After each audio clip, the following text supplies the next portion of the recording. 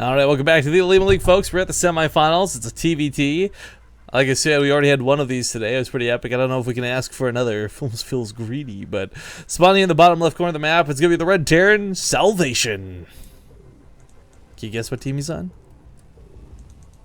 MVP? Is this a trick question? No.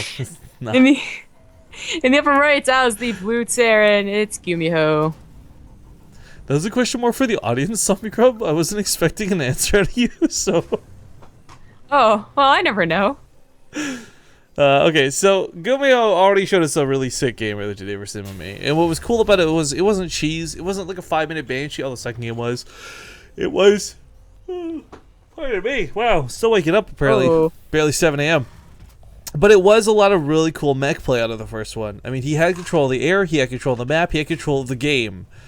I don't think he was even sweating it for too much of that game. I mean, MMA did a lot of really good, really cool things, but the second game that we saw was a lot more, I think, representative of the way TVTs tend to go. How quickly and abruptly they can end, one Banshee being silly and all that. So this series could go either way with such good players, and it's so like Caster just generalizing to say that like we'll see what we're gonna see, but realistically it is what build orders these guys open with that I think will really tell the tale of this game, even just in this first game, because a lot of TVT build orders don't differentiate too much. I think a good example of this was Xenocider versus Pulse, the many times they fought each other. Yes. I do want to note that Journey was in this OlimoLeague, and he lost Salvation, so I'm just a little salty. Salvation is here, not gonna lie. Salvation, you son of a gun. Yeah. But at the same time, it's Salvation, so I don't know. Oh, any Korean Terran is a good Terran.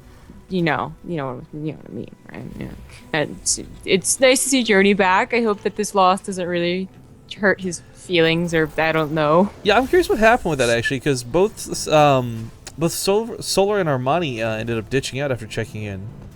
By the way, I finally got a response from Solar, and it wasn't anything elaborate. It just said I will not play today. Sorry, QQ.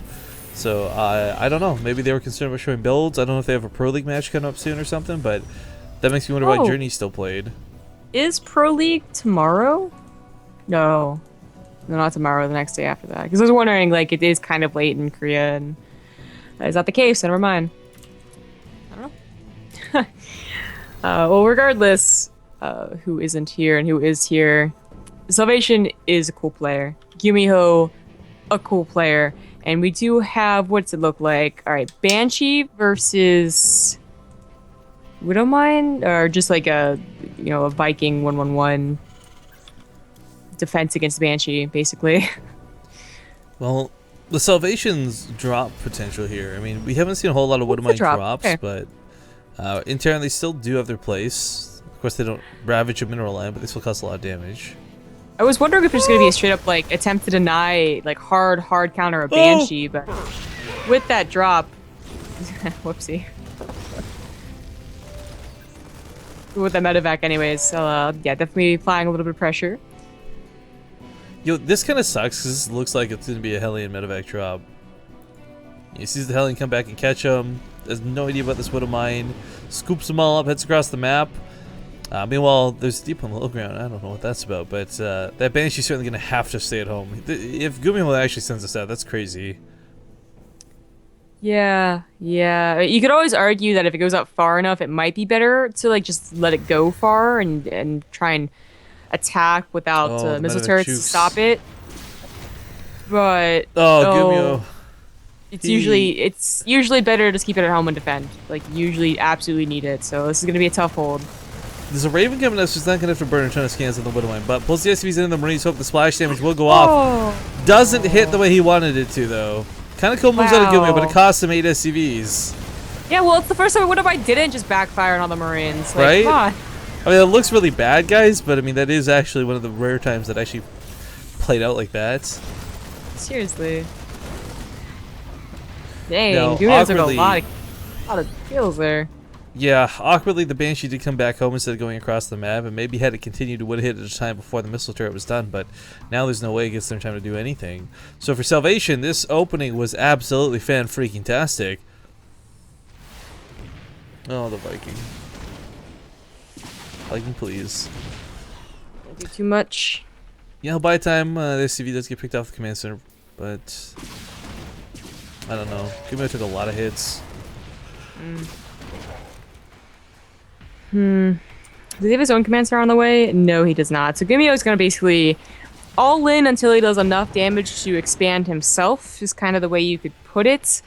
You know, if he doesn't, then, you know, he's kind of SOL, disregarding like maybe a really good Doom drop later on.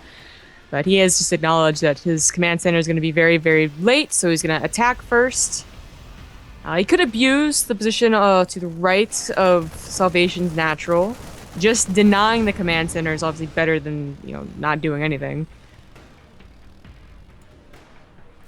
Gumiho is behind in a lot of different ways right now, and I want this attack to do a lot of damage so we get this crazy back and forth game, but I feel as long as Salvation does not even like an epic hold, but just like a decent hold, he's gonna maintain that lead really nicely.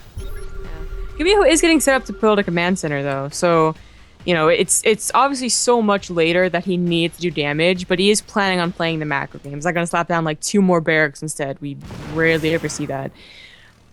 But this has got to do something, you know, even denying a little bit of mining. Yeah, I think he's going to go through the backside, maybe? No, he's going to go through the front. As you say, you could always take that spot. It is overgrowth, but kind of cute move out of the SCV. One of them on the front lines to repair a little bit. Point defense run already thrown down. I actually don't know if I like this. It is a little bit out of position. I think what the Banshee wanted to do was get a shot off to help soak up that point defense turn. But, yeah, Gumiho is going to lose this air battle pretty badly. Yes. As long as he doesn't lose his own army, it's possible he defends. And again, like a Doom drop or just a couple of good drops later on could also bring him back for that later CC. And of course, the lack of SEVs. He does decide to go to that sweet spot. Surprised he didn't go for that first. Maybe thinking that Salvation would have already been there to counter it, you know. And now that he wasn't, tries it. Salvation kind of says, I'm sick of your nonsense, though. A little bit. Gumiho is like a ninja, though, seriously. Every time Salvation looks for him, he's gone. It's like talking to Batman. You turn your back for a second. Turn back and he's gone. What happened? Commissioner Gordon, please. He's going to siege up and try and take a fight. This is probably his best bet to take an actual fight. But that being said, there's just a lot here for Salvation. Yeah.